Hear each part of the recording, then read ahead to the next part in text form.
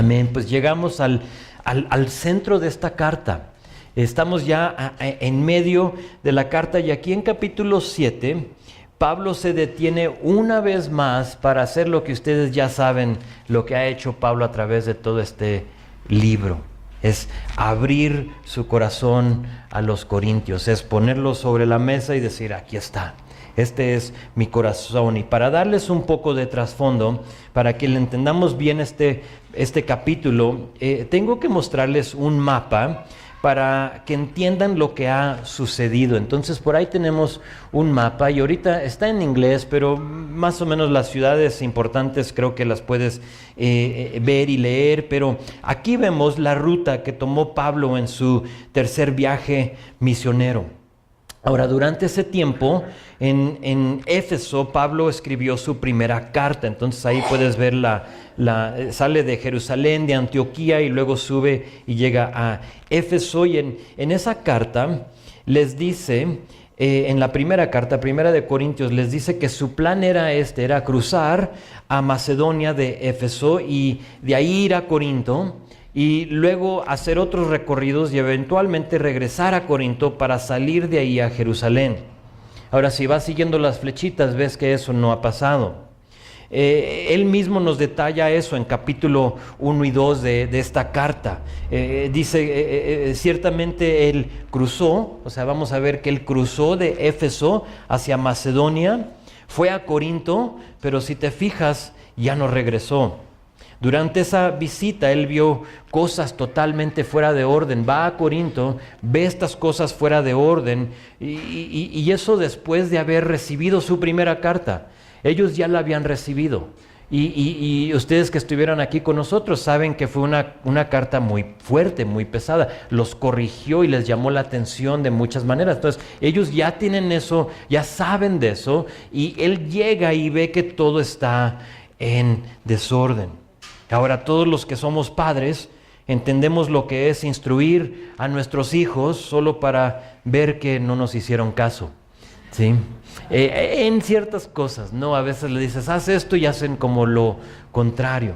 Y eso pasó aquí. Y en lugar de regresar a Corinto, Pablo decide regresar a Asia Menor. Y entonces, mira, a ver si... No es que estoy temblando, es que tomé mucho café, pero de Éfeso cruza, entonces baja a Corinto. La idea era de hacer este recorrido y luego regresar a Corinto y luego de ahí llegar otra vez a Jerusalén. Trae una ofrenda, está colectando una ofrenda. De hecho que capítulo 8 y 9, los que estamos por ver, hablan de esa ofrenda. Entonces, si batallas tú con diezmar, con ofrendar, con eso, te animo a que no faltes en capítulo 8 y capítulo 9 en las próximas semanas. Entonces él, en lugar de regresar, fíjate que llega a Tesalónica, por aquí es donde vamos a ver lo que vemos hoy, y en lugar de regresar se viene por acá, se viene otra vez por acá y luego regresa otra vez a Jerusalén, a donde entrega la ofrenda a los cristianos que estaban ahí en Jerusalén.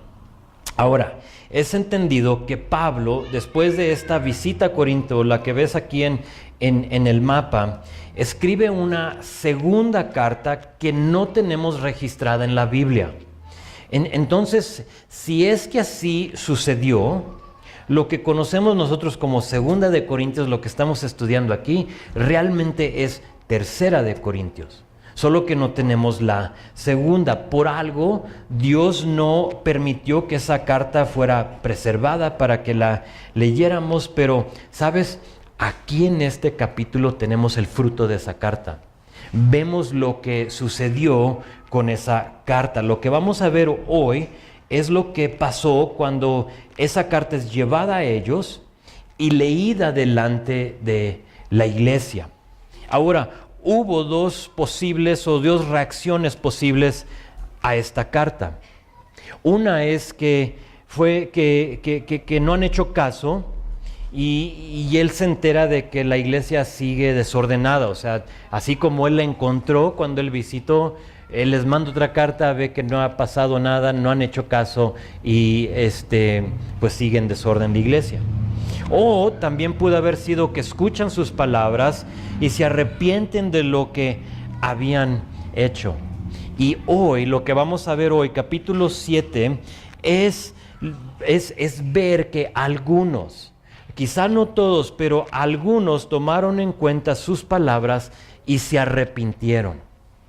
No voy a dividir el texto como lo hago usualmente, simplemente lo vamos a leer en pequeñas porciones para no perder el contexto, pero es muy importante que tú sepas eso, que Pablo está en la área de Macedonia, que muchos piensan que está en Filipos, y de ahí de Filipos él escribe esta carta, manda a Tito a que se la envíe, y luego ahora es lo que sucedió cuando Tito regresa con esa información de lo que de lo que sucedió después de haber leído esa carta. Entonces, vean conmigo verso 2. Dice, admitidnos, o esa palabra admitidnos es denos cabida en su corazón. Entonces dice, denos cabida en su corazón. A nadie hemos agraviado, a nadie hemos corrompido, a nadie hemos engañado. No lo digo para condenarlos, pues ya he dicho antes que están en nuestro corazón para morir y para vivir juntamente. Ahora, como hemos visto, algunos de la iglesia habían acusado a Pablo de ciertas cosas.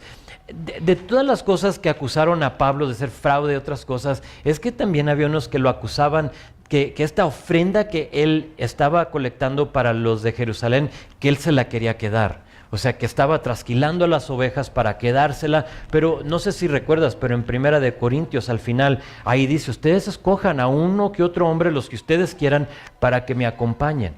Entonces, como defendiéndose de que no era el propósito, él no quería robarse este dinero, pero había unos que lo habían acusado, y en capítulo 6, si recuerdas, él les había dicho que su corazón estaba abierto y que ahora les tocaba a ellos abrir su corazón a él. Y aquí una vez más les dice, admitidnos o denos cabida en su corazón. Les dice, a nadie le hemos hecho mal, ni nos hemos aprovechado de nadie. Sin duda, como respondiéndole a los que lo estaban acusando. Pablo tenía una conciencia limpia.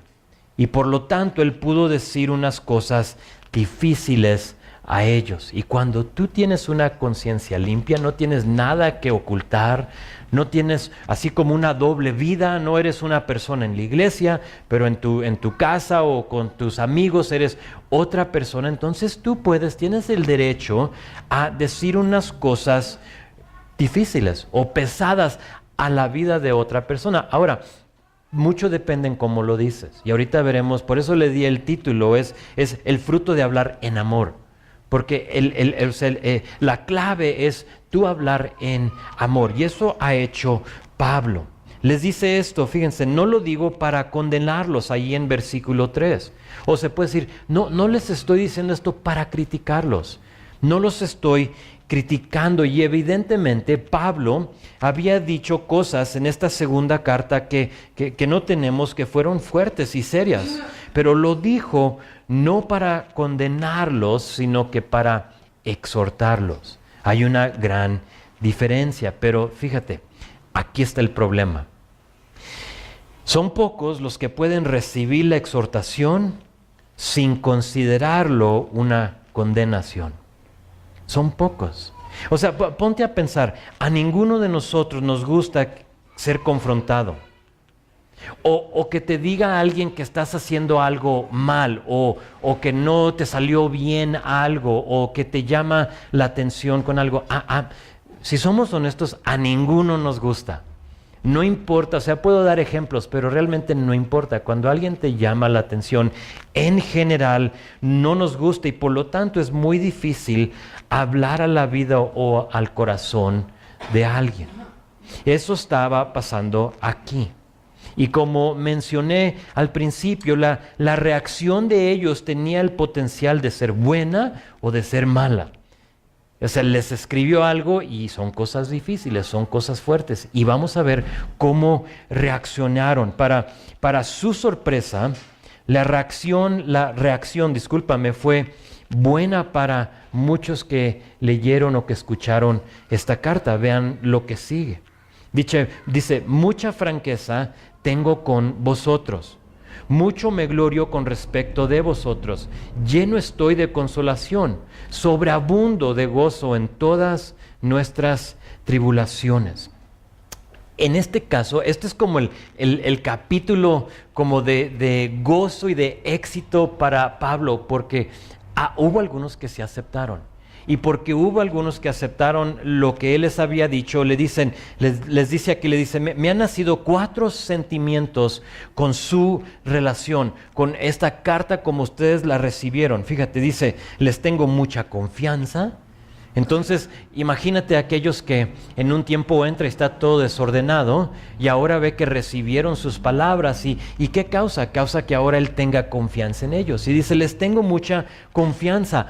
Orgullo, estoy orgullosos de ustedes. Me han dado consolación. Y la última cosa que menciona ahí es gozo en medio de las tribulaciones. Fue el apóstol Juan que escribió en su tercera carta, en el 4º versículo, que dijo, no tengo mayor gozo que el oír que mis hijos andan en la verdad. Y eso es exactamente lo que les está escribiendo aquí. Pablo se da cuenta y es consolado y orgulloso de los corintios. Se da cuenta que han aceptado, que se han arrepentido. Vamos a seguir desarrollando eso aquí en estos versículos. De hecho, versículo 5 a 7, Pablo explica cómo supo él de esta reacción. Cómo es que él puede decir, me gozo en ustedes. Estoy orgulloso de ustedes, les tengo confianza. Porque si recuerdas la primera carta, no son cosas que Pablo pudo haber dicho de ellos. Al contrario, estaba como, me imagino, como sobándose así la frente, como, ¿por qué planté esa iglesia, no?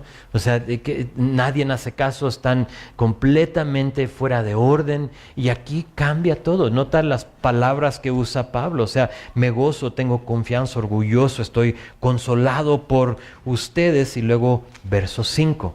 Dice, porque de cierto, cuando vinimos a Macedonia, entonces recuerdas el mapa, vinimos a Macedonia, ningún reposo tuvo nuestro cuerpo, sino que en todo fuimos atribulados, de fuera conflictos, de dentro temores. Pero Dios, que consuela a los humildes, nos consoló con la venida de Tito. Y no solo con su venida, sino también con la consolación con que él había sido consolado en cuanto a vosotros, haciéndonos saber vuestro gran afecto, vuestro llanto, vuestra solicitud por mí, de manera que me regocijé aún más. Nos detenemos ahí para pensar una vez más en la escena. Pablo va a Corinto y se da cuenta de esta condición pecaminosa de la iglesia, contagiosa, se están contagiando unos con los otros. Sale de Corinto, regresa a Macedonia, muy probable, como dije, a Filipos, y estando ahí en esa ciudad, escribe esta carta, que pensamos que es la segunda carta. Y es entendido, porque aquí menciona a Tito, es entendido que Tito es el que fue y entregó y fue enviado por Pablo a entregar esta carta, y no solo eso, sino que a ministrarle a la iglesia en Corinto. O sea, ve tú. Pablo está en Macedonia y dice aquí en verso 5, y cuando vinimos ahí a Macedonia, no tuvimos reposo. O sea, no había reposo en nuestro cuerpo. Fuimos atribulados por fuera y conflictos por dentro, temores. A lo mejor tú te puedes identificar con Pablo. Por fuera conflictos y por dentro temores. Pablo está sintiendo el peso del ministerio. Y aquí una vez más, como dije, o sea, abriendo su corazón. Es como lo más transparente que vas a ver a Pablo. Sí, porque a veces lo vemos como un soldado, un guerrero fuerte, pero realmente aquí te está diciendo lo que está sucediendo en él. Había quienes lo afligían, y sin duda por llevar ese mensaje del evangelio, de defender quién era, mientras que en la noche se acostaba y por dentro temores. Entonces se paraba y andaba con ese rechazo, ese conflicto que tenía, y llegaba ya en la noche y te puedes imaginar, a lo mejor a ti te ha pasado. Te acuestas y tienes ese temor por dentro. Así se sentía Pablo. ¿Y qué pasa cuando tú recibes buenas noticias? Te olvidas de todo, en general. Dice Proverbios 15:30, las buenas noticias renuevan las fuerzas. Y eso es lo que está pasando aquí. Le traen buena noticia de la iglesia en Corinto. Él está diciendo, yo aquí por dentro y por fuera, temeroso en conflictos, y luego viene este consuelo. Proverbios 25:25 dice, como el agua fría al alma sedienta, así son las buenas nuevas de lejanas tierras. Llega Tito a Pablo y dice, Dios nos consoló con la venida de Tito, pero más con la noticia fíjate lo que dice ahí, del gran afecto, del llanto. Ahí cuando dice que había llanto en los corintios, no es que quizás estaban llorando, pero más bien había un arrepentimiento. Entonces dice, con el gran afecto que tenían por mí, no todos, pero muchos, el llanto, el arrepentimiento y la preocupación que tenían por mí. Fue algo hermoso recibir esa noticia de lo que Dios había hecho en los corazones de los corintios. Pablo empezó esta carta hablando, si recuerdas, en capítulo 1, del Dios de toda consolación. ¿Recuerdas capítulo 1? Que así como hemos sido consolados nosotros por Dios, que ahora tenemos esa responsabilidad de consolar a los demás. Ese fue capítulo 1. Ese es como nuestro llamado, ese es el mandato de Dios, que tú recibas consolación de Dios y con eso tú ahora se lo compartas a alguien más. Y aquí, en este capítulo, es eso en acción. ¿Cómo se ve? ¿Cómo se ve tú recibir consolación y luego compartírsela a alguien más? Es esto. Es lo que hizo Tito aquí. Tito trabajó con los corintios. Tito vio el arrepentimiento de ellos a través del Espíritu Santo y aquí viene con la noticia y consoló a Pablo. Ahora, pensé un poquito en Tito. ¿Se imaginan en cómo se ha de haber sentido? Él está con Pablo y de pronto Pablo lo ve así con conflictos, con temores y está experimentando eso en él y luego Pablo le dice, ve, escribí esto, tú ve, lleva esta carta, entrégala y trabaja con ellos y a ver qué pasa. Y sin duda Tito se ha de haber sentido incapaz. Sin duda Tito se ha de haber sentido inepto, pero lo hizo.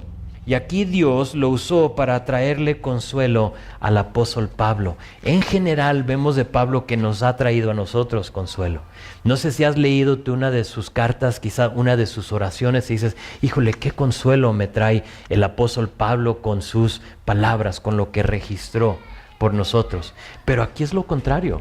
Aquí Tito es el recipiente del consuelo, lo que él vio en los corintios, y ahora él tiene ese trabajo, esa chamba, se puede decir, de venir con ese consuelo y dárselo a Pablo. Te animo a no menospreciar, porque Tito pudo haber menospreciado esta tarea, ¿no? De que tú ve y habla con ellos. No, o sea, ya me has dicho de ellos, o sea, yo no voy a ir con ellos, olvídate. ¿Para que me echen fuera? En Primera de Corintios, cuando se está despidiendo Pablo, les dice acerca de Timoteo, porque les había enviado a Timoteo, recíbanmelo bien, cuídenme a Timoteo. Ya sabía que era algo peligroso a donde lo enviaba y aquí pasaba lo mismo. Y te animo a no menospreciar las cosas que ponga Dios en tu camino, aún las más pequeñas o las más difíciles. Las cosas que tú no quieres hacer, que tú digas, es que yo fui diseñado para mucho más que eso. Dios me ha hecho para un montón más que lo que estoy haciendo ahorita. No menosprecies aún lo más pequeño, porque nunca sabrás si es lo que Dios usará para consolar a otra persona. Si Dios lo ha permitido en tu vida, tú hazlo. Si es lo que Dios quiere que tú hagas, hazlo. Si es lavar baños, lava baños. ¿Sí? Si es levantar y asear el estacionamiento, tú hazlo para la gloria de Dios. Tú no sabes si mientras estás ahí tú recogiendo la basura, llega alguien que va pasando, que está a punto de suicidarse. Está ese pensamiento en su mente y se te acerca y empieza a preguntarte. Y en ese momento tú puedes consolar a esa persona con la consolación que tú has recibido. No sabes lo que Dios quiere hacer. Tito regresa y le trae buena noticia a Pablo justamente cuando Pablo estaba dudando si debía haber escrito la carta o no. Está como con este dilema en su corazón. Véelo aquí en verso 8, dice, porque aún os contristé con la carta, no me pesa, aunque entonces lo lamenté, porque veo que aquella carta, aunque por algún tiempo, os contristó. De versículo 8 a 11, Pablo va a usar la palabra contristé o tristeza o contristar 8 veces.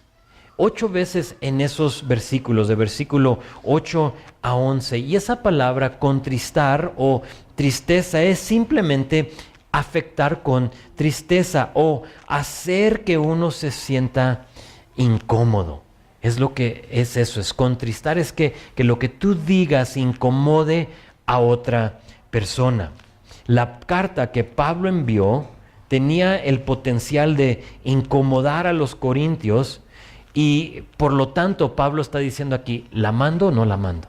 ¿La mando o no la mando? Quizá te ha pasado a ti ahora en la era de textos y de mensajes audibles que podemos grabar y mandárselos a alguien. No sé si te ha pasado que tú escribes algo y lo envías y a un segundo después de enviarlo dices, a lo mejor no debería de haber dicho eso. ¿Sí te ha pasado o soy el único? Y luego tú tratas como de borrarlo y no funciona y ya se quedó ahí y luego salen las dos palomitas azules que te dicen ya lo leyeron y dices, ya la regué. Dices, híjole, a lo mejor me pasé.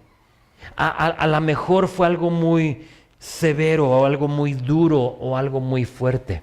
Eso es exactamente lo que está pasando aquí con Pablo, solo que llega Tito y le da esta noticia y le dice a Pablo, veo que la carta, aunque fuerte, cumplió su propósito.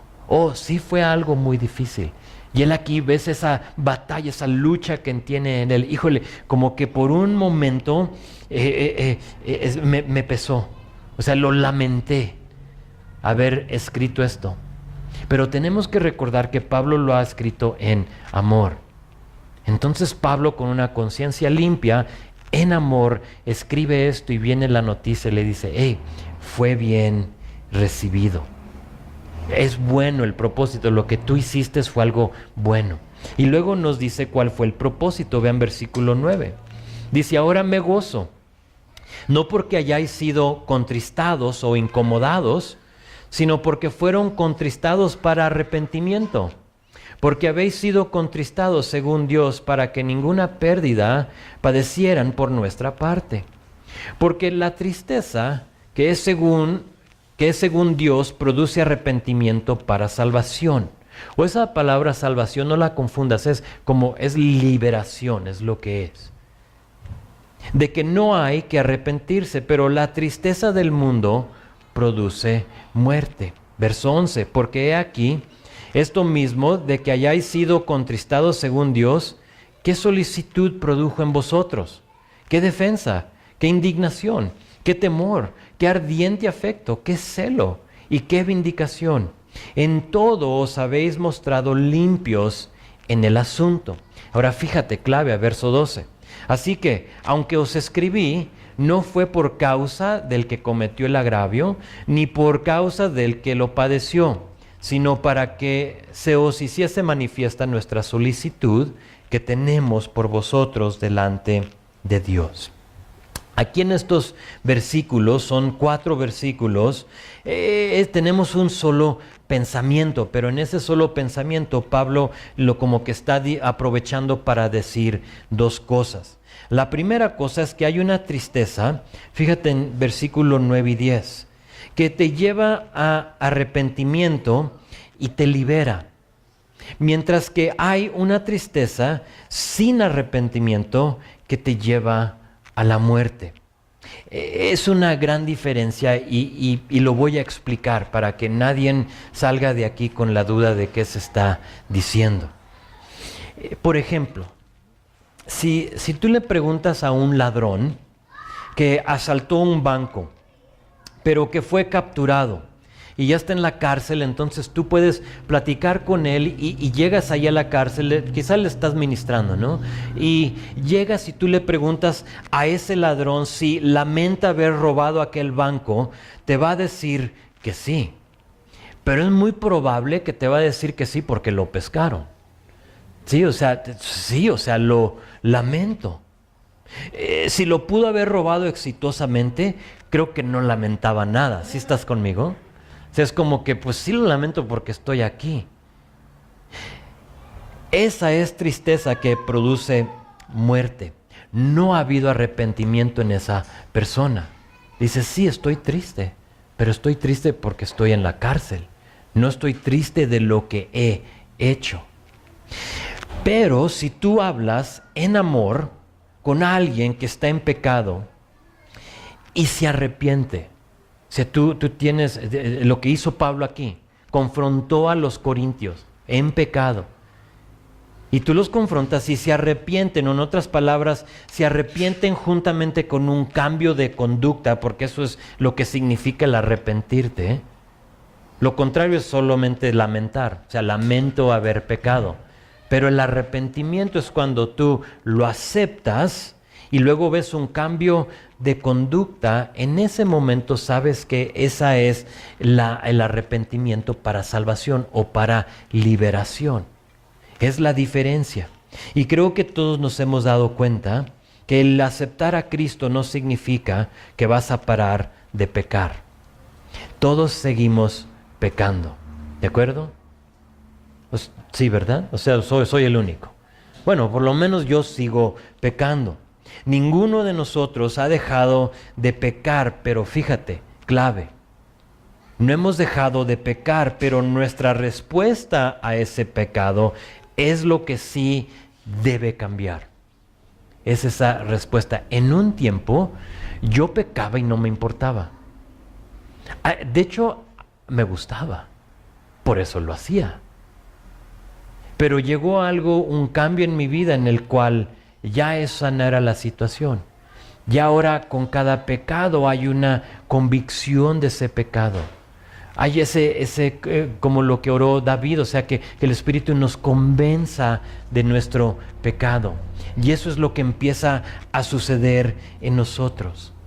Una persona que verdaderamente entiende lo que hizo Jesús en la cruz y sigue en pecado habitual, sin cambiar, no ha entendido lo que es el arrepentimiento que libera.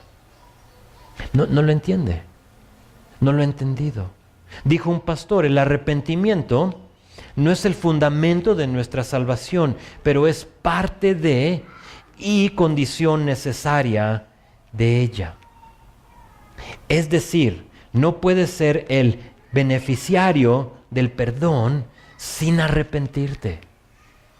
Tiene que haber arrepentimiento. Y eso es lo que estaba pasando aquí. Pablo le llama la atención a los corintios. Les habla acerca de su conducta pecaminosa.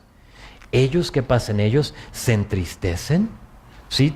Son contristados. ¿Qué quiere decir? Están incomodados por lo que se les dice. Pero ¿qué pasa? Respondieron con arrepentimiento. O sea, ok, me arrepiento. Es dar una vuelta de 180 grados. ¿Sí? Es decir, que tú vas caminando hacia acá, te arrepientes y ahora vas caminando al otro lado.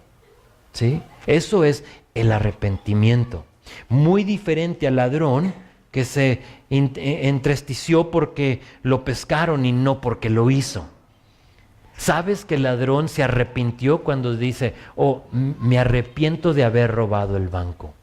No porque estoy en la cárcel, sino porque reconozco que lo que hice era algo incorrecto, era algo malo. Entonces esa es la primera cosa que está diciendo aquí en estos versículos, pero fíjate en la segunda cosa. Menciona Pablo en versículo 12 que había uno que cometió un daño, o había un ofensor, y uno que sufrió el daño. Se cree que Pablo está hablando del hombre que estaba cometiendo adulterio con su madrastra en 1 Corintios capítulo 5. No sé si recuerdas la historia, pero Pablo ahí les llama la atención. O sea, ustedes están permitiendo esto. O sea, estaba haciéndolo en la iglesia y nadie le había llamado la atención, nadie le había dicho, oyes amigo, o sea, eso está mal. Está tu papá, está tu madrastra, estás tú y hay adulterio entre ustedes y pues se hicieron de la vista gorda. ¿Sí? O más allá, la iglesia lo había permitido. Y aún en un tiempo se jactaban de tener tanta diversidad en la iglesia. Te lo leo lo que les dice Pablo en 1 Corintios 5, en versículo 2, les dice, ustedes se sienten orgullosos de lo que está sucediendo. Y luego les dice, no lo deberían, más bien haber lamentado lo que sucedió. O sea, ustedes están jactando, están orgullosos de que esto está sucediendo en la iglesia. Eran tolerantes de todo pecado y aquí Pablo se goza con la noticia de que por fin habían tratado con el pecado. Aquí vemos que recibieron esa carta de él y hubo convicción de ese pecado, hubo arrepentimiento. Y las personas que estaban involucradas, ¿recuerdas? En la primera carta les dice, échenlos fuera. O sea, no pueden estar, son un cáncer para la iglesia. Échenlos fuera, pero no con la idea de cerrarles las puertas y ponerle el candado para que jamás entren, sino que a veces echa fuera a la persona, ¿sabes para qué? Para que se arrepienta, para que haya restauración. Siempre el propósito es restauración.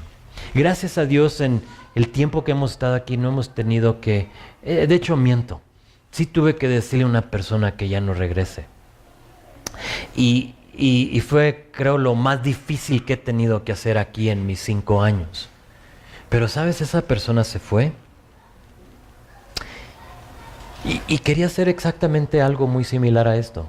O sea, dejé a mi esposa, dejé a mis hijos, y ¿me permites venir con mi novia? Ah, no. O sea, necesitas ser ministrada. Amigo, ministrale con dejarla y regresarte a tu familia. Así le puedes ministrar. Y le tuve que decir no.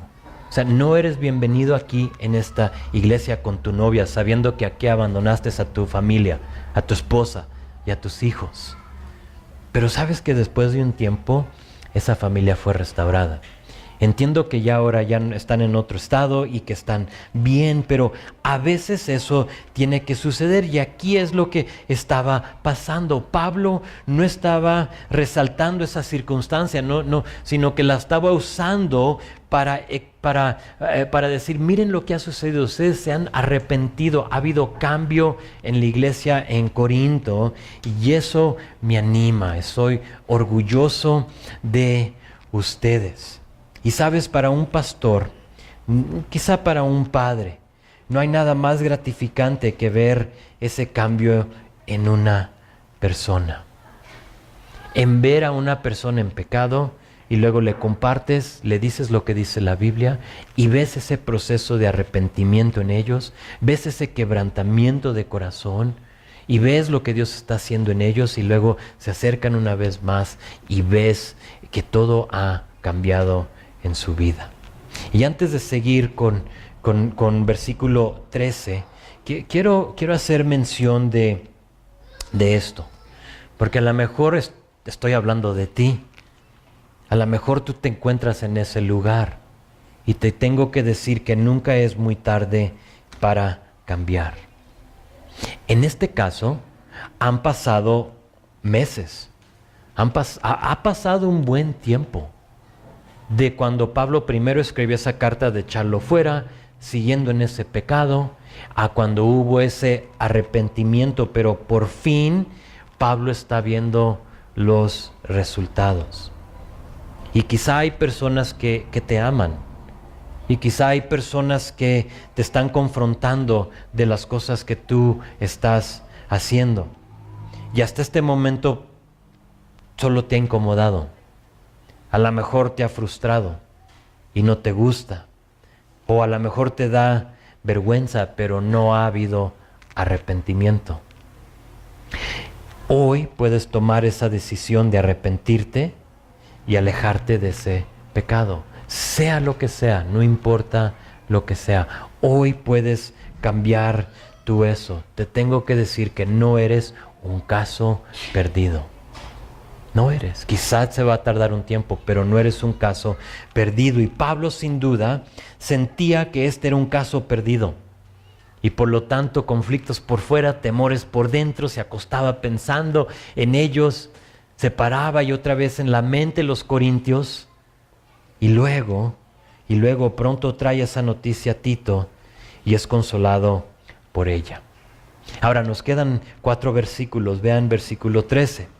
Dice: por esto hemos sido consolados en vuestra consolación, pero mucho más nos gozamos por el gozo de Tito, que haya sido confortado su espíritu por todos vosotros. En estos últimos 4 versículos tenemos esta expresión de gratitud que tenía Pablo por 2 cosas. Y la primera cosa es por la manera que recibieron y tranquilizaron a Tito. De nuevo, pensando en cómo les había instruido de Timoteo: cuídenmelo, no se lo coman, O sea, tranquilo con Timoteo, sabiendo que a eso había enviado a Tito. Aquí es consolado por la manera que ellos lo recibieron. Y la segunda cosa fue la manera que se comportó Tito en medio de una tarea muy difícil. Entonces hay consuelo por la respuesta a el pecado, hay consuelo por la manera que recibieron a Tito, y también hay consuelo por la manera que se comportó Tito en medio de esta escena, esta iglesia muy polémica y conflictiva. Cuando pensé en Tito y cómo lo envió Pablo, pensé en Mateo 10:16, donde Jesús le dice a sus discípulos: he aquí, yo os envío como ovejas en medio de lobos. Y cuando estaba estudiando eso, me vino ese versículo a la mente. Es exactamente lo que había hecho aquí Pablo. Había enviado a Tito como una oveja en medio de lobos. Se lo van a comer. Se lo van a comer. La iglesia en Corinto no era una iglesia ejemplar. Y Pablo sabía a lo que había expuesto a Tito. Pero Dios hizo algo bonito en ambos, tanto en la iglesia como en Tito, en los dos. Seguimos, verso 14. Pues si de algo me he gloriado con el respecto de vosotros, no he sido avergonzado, sino que así como en todo os hemos hablado con verdad, también nuestro gloriarnos con Tito resultó verdad.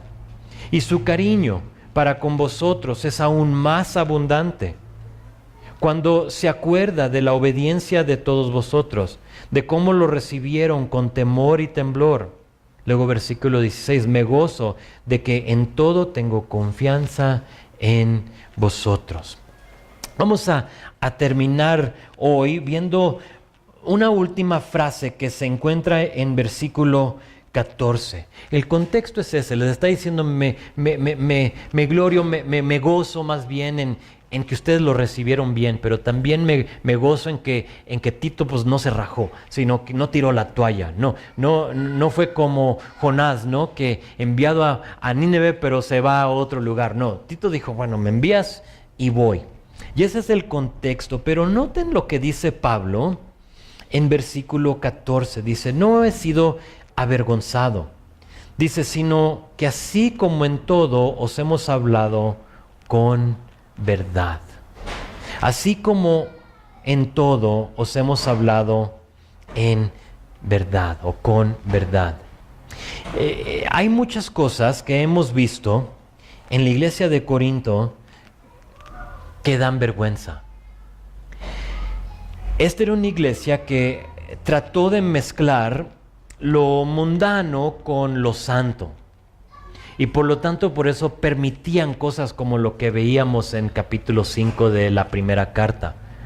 O que también se estaban demandando y llevándose ante los tribunales de los incrédulos. Por eso es que había eso de comer lo sacrificado a ídolos. Por eso es que había aquellos que creían ser de Pablo pero no de Apolos, o de Apolos y no de Cefas. Por eso había esas divisiones. Leemos de ella y nos damos cuenta de muchas cosas que evitar. Y es una buena carta para la iglesia. Ayer hablaba con David y me decía, oye, ¿sabes? Esta carta de Primera de Corintios y Segunda como que llegó a tiempo para nosotros. Ha habido muchas cosas que hemos aprendido a través de estos meses y creo más que un año que tenemos viendo Primera y Segunda de Corintios. Y vemos muchas cosas que evitar, pero en capítulo 11, me voy a adelantar poquito, capítulo 11 aquí de esta carta, en versículo 2, Pablo dirá que va a presentar a esta iglesia como una virgen pura a Cristo. Y tú tomas Primera de Corintios y dices, ¿a esa iglesia la va a presentar como una virgen pura a Cristo? Pienso y me pregunto, ¿cómo? O sea, yo sé quién era esa iglesia. ¿Qué no recuerda todo lo que estaba pasando en ella? Y luego, ¿sabes? Cuando pensé en eso, cuando medité en eso, me vino a la mente esto. ¿Y qué onda con todo lo que está pasando en mí? O sea, de veras que me tuve que confrontar. Y aún así nos ve el Señor como una virgen pura. Pensé toda la inmundicia en mí. Pensé en todas las deficiencias y cómo es que en mis propias fuerzas no alcanzo la gloria de Dios. ¿Cómo es que ninguno de nosotros alcanza la gloria de Dios? Es Romanos no lo dice. Y empecé a pensar en que diario peco. Empecé a pensar en que diario la riego. Pero ¿sabes qué? Y esto es clave. Mi pureza no depende de mí, sino de lo que hizo Cristo por mí. Eso es, o sea, no es como que pues yo agrado a Dios por lo que hago o no hago. Es por lo que Cristo ya hizo por mí. Pablo pudo presentar a esta iglesia como una virgen pura porque les habló en verdad y en amor, uno, y dos, muchos de ellos lo recibieron y se arrepintieron. Pablo dice aquí, en todo os hemos hablado con verdad. Entonces a lo mejor alguien te ha hablado a ti con verdad, pero no te gustó. O a lo mejor tú eres el que está hablando con verdad. Tú y yo no podemos determinar si la verdad va a ser recibida con arrepentimiento, pero sí controlamos cómo la compartimos. ¿Cómo compartes tú la verdad? No puedes tú compartir la verdad, lo que cambió aquí las vidas de estos corintios en amor, si el pecado de otra persona te ofende y repugna. No puede ser. No lo puedes compartir en amor. No sería bien recibida, tú lo sabes.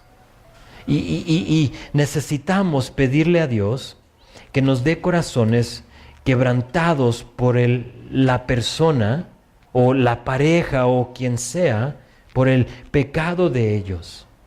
Y así podemos hablar en amor. ¿Recuerdas lo que estaba sucediendo en Pablo? Temores, preocupación, todo lo demás.